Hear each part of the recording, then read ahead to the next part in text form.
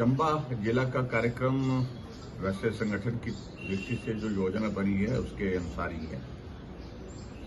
Party के हमारे संगठन के चुनाव की प्रक्रिया मंडल और जिला स्तर पर संपन्न हुई है और इसमें जो नए सदस्य बने हैं, सक्रिय सदस्य बने हैं, उनके साथ मिलने का कार्यक्रम, मंडल के जो हमारे यूनिट्स बने हैं उनके साथ, और अब की बार जो नया एक प्रयोग भारतीय जनता पार्टी ने हिमाचल प्रदेश में किया है कि एक विधानसभा क्षेत्र पर आमतौर पर अभी एक ही मंडल होता था, अब एक विधानसभा क्षेत्र में कई जगह 2, कई जगह 3 और कई जगह 4 भी भौगोलिक परिस्थितियों के हिसाब से संगठन की नई जो योजना बनी है। तो इस प्रकार से पार्टी के जो कार्यक्रम निर्धारित हुए, तो मैंने अब की बार पार्टी के नेतृत्व से आग्रह किया कि चंबा गए हुए वक्त बहुत हो गया, इसलिए चंबा जाने के लिए मेरी ड्यूटी लगाई है, पार्टी की ओर से मेरी जिम्मेदारी लगाई है। मैं पिछले 3 दिनों से यहाँ चंबा में पार्टी के साथियों के साथ मिल करके उनसे बातचीत कर रहा हूँ। जहाँ तक हम हिमाचल प्रदेश में अगर देखें, वर्तमान में जो कांग्रेस पार्टी की सरकार है, मैं पहले भी इस बात को लेकर के बड़ा स्पष्ट कह चुका हूं कि बहुत विचित्र परिस्थिति हिमाचल प्रदेश में आज की तारीख में सरकार की बनी हुई है। आर्थिक दृष्टि से हिमाचल की स्थिति खराब है, बहुत खराब है, और कोविड जैसे संकट में भी ये स्थिति नहीं आई कि कर्मचारियों को सैलरी नहीं, पेंशनर्स को पेंशन नहीं। उस वक्त भी विकास के कार्य चलते रहे, सिर्फ 1-2 महीने को छोड़ करके, बाकी काम चलते रहे। यहां तो 2.5 साल का कार्यकाल पूरा होने जा रहा है, जहां पूर्ण विराम लगा हुआ है हिमाचल प्रदेश के विकास के लिए। अगर विकास कार्य कहीं हिमाचल प्रदेश में हो रहे हैं तो वही विकास कार्य हो रहे हैं जिसके लिए केंद्र से नरेंद्र मोदी जी के माध्यम से धन उपलब्ध कराया गया है। यानी कि विभिन्न योजनाएं जो केंद्र की हैं, उन योजनाओं के अंतर्गत जो पैसा आता है, उस पैसे के माध्यम से ही यहाँ पर हिमाचल प्रदेश में विकास के कार्य हो रहे हैं। चाहे वो प्रधानमंत्री ग्राम सड़क योजना की बात है, चाहे हिमाचल प्रदेश में नाबार्ड का पैसा आता है, CRF का पैसा आता है, वर्ल्ड बैंक का पैसा आता है, चाहे जल जीवन का पैसा, हमारे जल जीवन मिशन का पैसा आता है, सर्व शिक्षा अभियान का पैसा आता है, हेल्थ सेक्टर में हमारी सेंटर स्पॉन्सर स्कीम्स जो है वो उनके पैसे के माध्यम से, उनके सहयोग से काम हो रहे हैं। तो ये सिचुएशन आज की तारीख में हिमाचल प्रदेश की है। हिमाचल के इतिहास में पहली बार आपने इस बार देखा होगा कि ऐसा बजट प्रस्तुत किया गया जिसमें कोई ग्रोथ नहीं, जो प्लान साइज होता है उसमें कोई इंक्रीज नहीं है। जितना बजट पिछली बार था उतना ही बजट अब की बार पेश किया है। सिर्फ उसमें 71 करोड़ का डिफरेंस है। आमतौर पर जो बजट प्रस्तुत होते थे फाइनेंशियल ईयर में, उसमें जो इंक्रीज होती थी 3,000 करोड़ की, 4,000 करोड़ की, 5,000, 6,000 करोड़ की, ऐसी इंक्रीजेज होती थी। लेकिन अब की बार पैसा नहीं है। हम सारे डिपार्टमेंट्स में देख रहे हैं कि बजट बुक में रिफ्लेक्शन बजट की अगर आती है तो वो 0 आती है। और ये स्थिति हिमाचल प्रदेश में आज की तारीख में बनी हुई है। अगर चंबा की हम बात करें, चंबा जो एस्पिरेशनल डिस्ट्रिक्ट है, एस्पिरेशनल डिस्ट्रिक्ट होने के बावजूद भी यहाँ बिल्कुल जो है विकास कार्य पूर्ण रूप से बंद पड़े हैं। मलबा सड़कों पर पड़ा है पिछले 2.5 वर्ष से, उसको उठाने की स्थिति में हिमाचल प्रदेश की सरकार थी। और सबसे अनफॉर्चुनेट पार्ट हिमाचल प्रदेश में जो कांग्रेस की सरकार का है कि जो योजनाएं जनहित में हमने चलाई थी, उन योजनाओं को एक एक करके या तो बंद कर दिया गया, जो बंद नहीं की गई तो उनका गला इस प्रकार से घोट दिया गया कि उनके माध्यम से जो लोगों को जो बेनिफिट मिलता था, लाभ मिलता था, उस लाभ से उनको वंचित कर दिया। पिछले कल मैं चंबा यहाँ शाम को पहुंचा। अखबार में मैंने खबर पढ़ी थी कि एक महिला का इलाज होना था, उनका ऑपरेशन होना था, गॉल ब्लैडर का रिमूवल होना था। और काफी लंबे समय से, लगभग 1 साल से उस पीड़ा के इसमें जो है वो महिला जो है परेशान थी। हॉस्पिटल उनके बेटे ने उनको लाया और बेटे ने हॉस्पिटल में लाने के बाद एडमिट किया। एडमिट करने के बाद ऑपरेशन की डेट तय की, लेकिन पैसा ना होने की वजह से हिमकेयर का कार्ड बना हुआ है, लेकिन हिमकेयर में जो ट्रीटमेंट के लिए जो दवाइयां, जो सामान जो उपलब्ध किया जाता था गवर्नमेंट की ओर से, हॉस्पिटल के डॉक्टर्स की तरफ से कहा गया कि ये नहीं उपलब्ध हो पाएगा क्योंकि हमारे पास हिमकेयर में पैसे नहीं हैं और हम इसको प्रिक्योर नहीं कर सकते। और पेशेंट को ऑपरेशन के लिए तैयार कर दिया गया। डॉक्टर ने लिख करके दवाइयां दे दी, सारा ये सामान लाना होगा। जब डॉक्टर वो सामान लेकर के जो है वो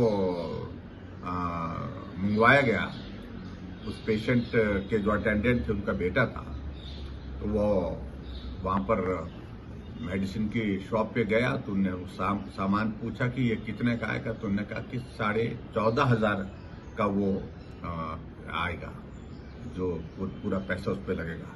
और इतने उनके पास पैसे नहीं थे, पूरे जेब में उनके पास ले दे करके 6,000 रुपए थे। और उन्होंने ऑफर किया कि मेरी माता के जो जेवर है वो जेवर मैं आपके पास गिरवी रख देता हूं, लेकिन मां के इलाज के लिए आप पैसे दे दीजिए। लेकिन मैं उस जो केमिस्ट था उनका धन्यवाद भी करना चाहूंगा। उन्होंने मानवीय दृष्टिकोण उस पर रखा और उन्होंने कहा कि आप जेवर रहने दीजिए, जो पैसे आपके पास है उन पैसों से आप दवाई लीजिए, बाकी उसके बाद आप और अरेंजमेंट कर लीजिए, कोई बात नहीं, इंतजार कर लेते हैं। फिर उस लड़के ने और अपने रिश्तेदारों से, जो जानने वाले लोग थे, उनसे पैसे ले करके वो सारे जो है ऑपरेशन की जो जरूरत, जो सामान की थी, उस सारे सामान को लाया। अखबार में जब खबर छपी कि जेवर गिरवी रख करके ऑपरेशन करने की नौबत आ गई, तो सचमुच में हमको बहुत दुख हुआ। मैं शाम को जब पहुंचा तो मुझे लगा कि हमको मिलना चाहिए, उस मरीज से, उस पेशेंट से मिलना चाहिए। हम हॉस्पिटल में गए और उस पेशेंट को मिले, जो लेडी थी वहां पर, उसकी सारी बात सुनी। और उस बात को सुनने के पश्चात वहीं उसी हॉस्पिटल में, उसी वार्ड में, सर्जिकल जो वार्ड है, जो वहां कम से कम 15 पेशेंट और आए, जिन्होंने हाथ में कार्ड भी ले आए। वो कहा कि हिमकेयर का कार्ड हमारा बना हुआ, लेकिन उसके बावजूद जो है हमारा सारा खर्चा अपने पैसों से हो रहा है, सारा ट्रीटमेंट हमको अपने पैसों से करना पड़ रहा है। एक तरफ से सरकार कहती है कि हमने हिमकेयर को बंद नहीं किया, और दूसरी तरफ हिमाचल प्रदेश में हिमकेयर के तहत गरीब लोगों के इलाज के लिए जो सुविधा पैसे की होती थी, जो मुफ्त इलाज की होती थी, उसको बंद कर दिया। इतना भी मानवीय दृष्टिकोण हिमाचल प्रदेश सरकार का रहा नहीं, जो पिछले कल हमने देखा। सचमुच में बहुत दुर्भाग्य। आखिरकार हमारे साथियों ने कुछ मदद की उस लेडी की, लेकिन ऐसे कितने मरीज हैं, ऐसे कितने मरीज हैं जो पैसे ना होने के कारण, इलाज पर जो पैसा खर्च होना है, वो उस पैसे को देने की स्थिति में नहीं है। और ऐसे कितने लोग होंगे जो अपना इलाज रास्ते में छोड़ करके, आधे अधूरा रास्ते में मतलब छोड़ करके वो वापिस जा रहे हैं, और जिंदगी पीड़ा के दौर में से गुजरते हुए इस दुनिया से वो लोग जा रहे हैं। तो ये मुझे लगता है कि बहुत बड़ा चिंता का विषय है। हमने डॉक्टर से बात की कल, लेकिन जो मेडिकल स्टूडेंट है वहां पर आए तो उनका जवाब बहुत संतोषजनक नहीं था। बिल्कुल भी वो जिस तरह से आर्ग्यू कर रहे थे वो अनफॉर्चुनेट था, और हमने उचित नहीं समझा उन सारी चीजों को लेकर के। लेकिन हम इस बात को जरूर कहना चाहते हैं कि सरकार ने हिमकेयर को बंद कर दिया है तो बता देना चाहिए, क्योंकि मरीज घर से इलाज के लिए अगर निकले तो इंतजाम करके निकलेगा।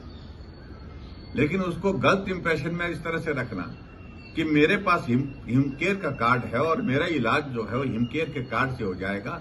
जब हॉस्पिटल में वो पहुंचता है, बीमारी बढ़ जाती है, पीड़ा और दर्द ज्यादा बढ़ जाता है, उस वक्त जब उसको मालूम पड़ता है कि इस कार्ड से तो जो है वो इलाज नहीं होगा, तो वो मुझे लगता है कि और भी ज्यादा पीड़ा देता है उस आदमी को।